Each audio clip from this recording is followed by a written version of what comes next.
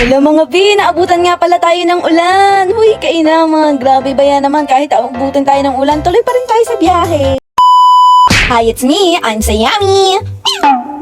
Nitong araw nga po pala, tayo nga pala ay nag-prepare nitong drone dahil nga tayo nga ipapunta ng Mulanay at meron nga pala akong bibidyuhan doon. Maaga pa nga lang ay na-charge ko na nga pala ito at yes, bago ang lahat, bago kami pumunta at gumala, hindi gala yun babe, pero syempre kasama na din ng gala. Well, nais ko lang naman i-share sa inyo itong ginagamit ko nga palang bag sa drone na to. Napakaganda pa nga pala nito at waterproof siya mga be. Lahat ng mga nais mong ilagay, kasyang-kasya dito, complete na. Kaya naman kung meron kang drone na ni U2 Fly drone nga ni, aba, ito na be ang bilhin mo. Medyo magugulat ka nga lang talaga sa presyo pero kung mahal mo ang drone mo, pag-iingatan mo mga be. Pati kasi para akong nag-unboxing, box lang kasi yung dala ko, tapos nilalagay ko lang dyan sa toolbox ng asawa ko. Kaya kung gusto mo niyan at gusto mo maging safe ang iyong drone na napakamahal, aba, ilalagay ko lang dyan sa comment section down ang link nga ni.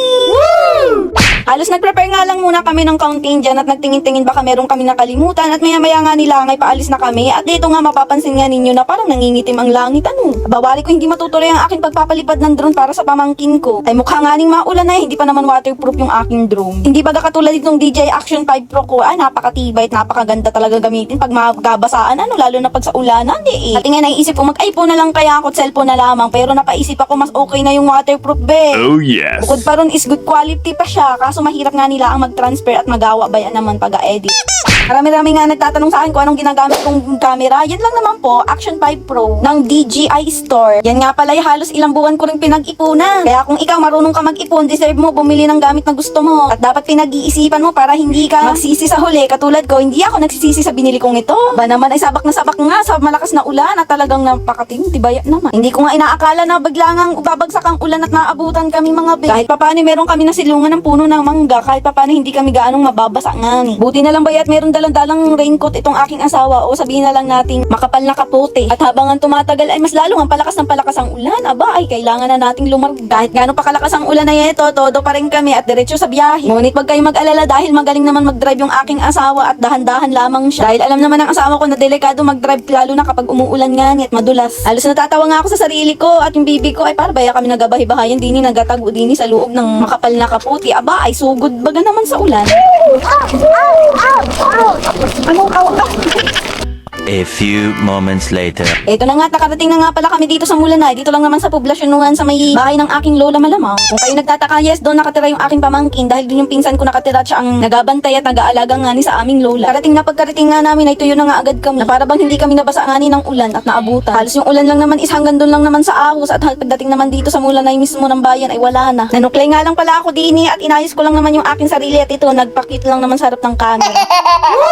Ako nga ni lumarga at pupunta nga ni kami sa Aruma Beach. Doon nga ni tayo mag-picture taking at ating kukuhanan ng drone shot or palipad man laang. At dahil hindi naman naulan dito that time, kaya naman makakapagpalipad tayo mga be. Perfect! Back time halos nagalakad nga nila ang pala kami dahil malapit lang naman. At dito nga nagulat ako dahil meron nga ako nakitang aso. But don't worry daw, pag kinagat daw kami, siya daw kakagat yung pinsan ko. Ahoy. Pero wag ka talaga, ako meron talagang phobia sa aso. Hindi naman halos lahat, pero meron talaga akong takot sa aso. Iba-iba kasi pag ikaw yung nag-aalaga sa aso, iba yung sariling aso sa ibang aso. Naguluhan ba kayo sa sinabi ko? Ako rin. Noong bata pa kasi ako, halos 2 beses na nga ako muntikan kagatin ng aso. Kaya naman laking gulat ko kahit ngayon ganitong kalaki na ako, parang takot pa rin ako at hindi ako makagalaw mga be. Lalo na nung hinahamlag na ako, na parang kala ko kakagatin na ako.